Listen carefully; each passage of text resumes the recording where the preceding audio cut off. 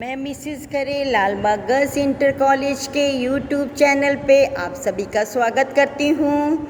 आज मैं क्लास 12 के लिए फिज़िक्स सीरीज़ का 112 पार्ट लेकर आई हूँ। आज हम पढ़ाएंगे electric flux and electromagnetic induction. Electric flux, चुंबकीय फ्लक्स चुंबकीय क्षेत्र और एरिया के डॉट प्रोडक्ट के बराबर होता है vector B dot vector A. B क्या है? चुंबकीय क्षेत्र है। ए क्या है? Area, vector area. ठीक है, तो ये B A cos theta. Area की दिशा हम आपको पहले बता चुके हैं। एरिया जो है की दिशा जो है एरिया पे, जैसे ये एरिया है तो एरिया की दिशा एरिया पे लंब होगी। जैसे ये मान ली ये एरिया है तो एरिया की दिशा एरिया पे लंब होगी। ठीक है बच्चों, तो यहाँ पे देखिए बी और ए के बीच का कोण क्या है? 0। तो यहाँ पे फ्लक्स क्या हो जाएगा? Phi B. इसको फाई से डिनोट करते हैं, बी इंटू ए। ठीक है, और यहाँ देखिए बी की दिशा ये है और एरिया ये है और वेक्टर एरिया की दिशा ये है। तो इनके बीच का कोण क्या है? ये थीटा। ये आपका कोण क्या है? थीटा। समझ में आ रहा है? तो B A cos theta. Dot product पढ़ चुके हैं ना फर्स्ट ईयर में, तो ये आ गया। अगर थीटा 90 डिग्री है तो फाई बी बराबर 0। अब देखिए मात्रक, ये आपका ये अदिश राशि है, ये अदिश गुणनफल है। वेक्टर, ये बी भी वेक्टर है, ए भी वेक्टर है, लेकिन B vector B dot A ये क्या है? स्केलर है। तो चुंबकीय फ्लक्स क्या होगा? स्केलर क्वांटिटी है। ठीक है, अब इसका मात्रक जो है, एसआई मात्रक जो है इसका होता वेबर। अगर जो है बी का मान न्यूटन पर एम्पियर मीटर और ए का मान मीटर स्क्वायर है तो फाई बी का मान जो है फ्लक्स, चुंबकीय फ्लक्स का मान का यूनिट क्या होगा? वेबर। ठीक है बच्चों, अब देखिए बी का मात्रक जो है newton per ampere metre upon into metre square. Newton metre upon ampere, विमीय सूत्र लिखिए। न्यूटन मीटर का क्या होगा? M L square T minus 2 और ए एम्पियर का ए माइनस 1। ठीक है, तो बी का मात्रक न्यूटन पर एम्पियर मीटर, या इसको टेस्ला भी कहते हैं। बी के मात्रक को इसको टेस्ला भी कहते हैं। ठीक है, और एक टेस्ला बराबर 10⁴ गॉस होता है। गॉस भी आपने चुंबकीय क्षेत्र का मात्रक है, टेस्ला भी चुंबकीय क्षेत्र का मात्रक है, और न्यूटन पर एम्पियर मीटर भी चुंबकीय क्षेत्र का मात्रक है।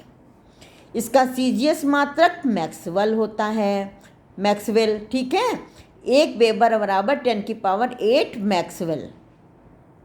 ठीक है, अब आइए विद्युत चुंबकीय प्रेरण, प्रेरित विद्युत वाहक बल तथा प्रेरित धारा। ठीक है, अब देखिए फैराडे ने बताया जब किसी वैद्युत पथ से गुजरने वाली चुंबकीय फ्लक्स रेखाओं की संख्या अथवा चुंबकीय फ्लक्स में परिवर्तन होता है। अब देखिए फ्लक्स में परिवर्तन, तो फ्लक्स में परिवर्तन किस तरह से? बी के मान में परिवर्तन हो जाए, ए के मान में परिवर्तन हो जाए, या थीटा के मान में परिवर्तन हो जाए, तो फ्लक्स के मान में परिवर्तन हो जाएगा। ठीक है, तो फैराडे ने बताया जब किसी वैद्युत परिपथ से गुजरने वाली चुंबकीय फ्लक्स रेखाओं की संख्या अथवा चुंबकीय फ्लक्स में परिवर्तन होता है तब परिपथ में एक विद्युत वाहक बल उत्पन्न हो जाता है। यदि परिपथ बंद है तो परिपथ में धारा बहती है। इस प्रकार उत्पन्न विद्युत वाहक बल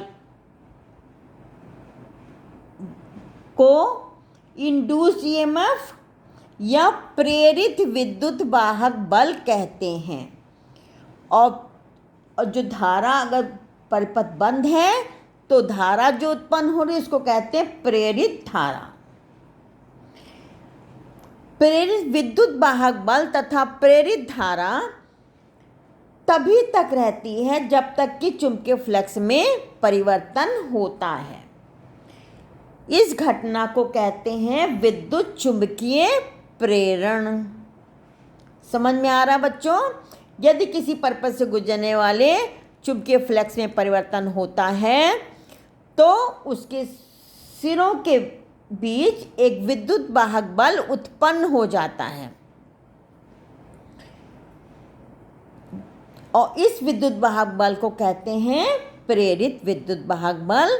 अगर जो है परपथ बंद है तो धारा भी मिलेगी, तो इस धारा को कहेंगे प्रेरित धारा। ठीक है। अब देखिए, किसी वैद्युत परपथ से बद्ध चुंबकीय फ्लक्स में परिवर्तन अनेक प्रकार से हो सकता है। जैसे पहला, परपथ के सापेक्ष किसी चुंबक को गतिमान करते, अभी हम बता रहे हैं भी चुंबक को गतिमान करके, किसी अन्य समीप परपथ में धारा के मान में परिवर्तन करके, अभी ये भी बताएंगे आपको। ठीक है। उसी परपथ में धारा परिवर्तित करके, और चौथा है चुंबकीय क्षेत्र में किसी कुंडली को घुमाएं। चुंबकीय क्षेत्र स्थिर है लेकिन कुंडली को घुमा रहे हैं तो क्या, और थीटा वैरी कर रहा है। ठीक है बच्चों। तो इस तरह से अब एक प्रयोग है, देखिए इसमें क्या है, ये आपका एक कुंडली के दोनों सिरों से क्या है, धारामापी जुड़ा है। ये धारामापी है जी, धारामापी जुड़ा है। और इसमें क्या है, इसके समीप एक चुंबक रखते हैं तो कोई विक्षेप नहीं हो रहा है, कोई विक्षेप नहीं हो रहा है। लेकिन अब इसमें देखिए, चुंबक का नॉर्थ पोल हम इसकी तरफ ला रहे हैं, कुंडली की तरफ ला रहे हैं, तो इसमें क्या हो रहा है, एक विक्षेप आपको दिख रहा है। ये देखिए राइट साइड ऐसे हो गया पॉइंटर। ठीक है। अब ऐसे हुआ। अब देखिए, नॉर्थ पोल को दूर ले जा रहे हैं तो विक्षेप, पास लाने पे विक्षेप यूं हो रहा था, नॉर्थ पोल को दूर ले जाने पे विक्षेप यूं हो रहा है। ठीक है। इसी तरह से साउथ पोल को पास लाने पे, नॉर्थ पोल को पास लाने पे विक्षेप यूं हो रहा था, तो साउथ पोल को पास लाने पे विक्षेप इसके विपरीत होगा। इस तरह से साउथ पोल को दूर ले जा रहे हैं, नॉर्थ पोल को दूर ले जा रहे हैं, विक्षेप ऐसे हो रहा है। साउथ पोल को दूर ले जाएंगे, इसके विपरीत विक्षेप होगा। समझ में आ रहा है? अब देखिए, अगर हम जो है तेजी से चुंबक को पास लाएं तो विक्षेप बढ़ जाता है, धीमे लाएंगे तो विक्षेप कम होगा, धीरे धीरे लाएंगे चुंबक को नज़दीक या दूर ले जाएंगे तो विक्षेप कम होगा। तो चुंबक को जितनी तेजी से चलाया जाता है, धारामापी में विक्षेप उतना ही अधिक होता है, अर्थात धारा की प्रबलता उतनी ही अधिक होती है। यदि कुंडली में फेरों की संख्या बढ़ा दें अथवा कुंडली के भीतर एक मुलायम लोहे का कोर रख दें तो भी धारा की प्रबलता बढ़ जाती है। यदि चुंबक को स्थिर रखें, चुंबक को स्थिर रख करके कुंडली को चुंबक की ओर लाएं, चुंबक स्थिर है, कुंडली को चुंबक की ओर लाएं या दूर या चुंबक से दूर ले जाएं, तब भी धारामापी में विक्षेप होता है। इससे ये पता चलता है कुंडली में धारा कुंडली तथा चुंबक के बीच जो सापेक्ष गति से उत्पन्न हो रहा है, इससे कोई फर्क नहीं पड़ता चुंबक गतिमान है या कुंडली गतिमान है। समझ में आ रहा है बच्चों? ये एक्सपेरिमेंट है, अभी और चीज़ें इसके विषय में बताई जाएगी। ठीक है। अब आप देखिए दूसरा एक्सपेरिमेंट क्या है। ये आपकी प्राथमिक कुंडली है P, ये बैटरी के सिरों से जुड़ी है। दूसरी सेकेंडरी कुंडली है जिसमें धारामापी जुड़ा है। ठीक है। अब देखिए पहली वाली ये प्राइमरी और ये सेकेंडरी। ठीक है। तो पहली वाली कुंडली में, प्राइमरी कुंडली में धारा चालू करने पर, धारा 0 है, कुंजी दबा दी गई है, धारा चालू की गई, धारा चालू की गई तो देखिए इसमें धारा यूँ बह रही है, ये पॉजिटिव से निगेटिव की ओर। तो इसके पास रखी, देखिए इसमें कोई धारा सोर्स नहीं है, इसके पास रखी सेकेंडरी कॉइल में धारा इसकी इसमें ऐसे बह रही तो इसके विपरीत दिशा में बहेगी, और धारा बह रही तो ये गैल्वेनोमीटर है, गैल्वेनोमीटर में विक्षेप हो रहा है, इसका मतलब धारा मिल रही है। ठीक है, अब इसमें देखिए पहले धारा बह रही थी, अब कुंजी हटा ऑफ कर दी, धारा बंद कर दी, ये देखिए ये सर्किट ब्रेक हो गया।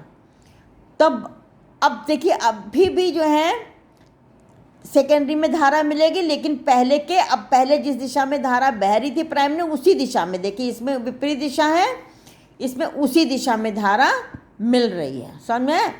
तो पहली प्राइमरी कॉइल में धारा के मान में परिवर्तन हुआ, जैसे 0 से कुछ धारा चालू की गई, 0 से आई हुई, तो पास रखी दूसरी कुंडली में धारा मिली।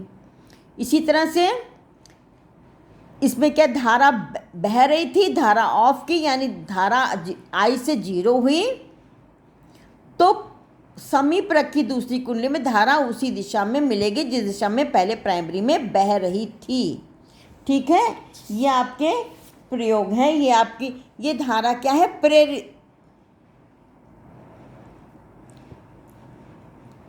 प्रेरित धारा। समझ में आ रहा है? अब आगे नेक्स्ट पार्ट में बताएंगे, मिलते हैं नेक्स्ट पार्ट में।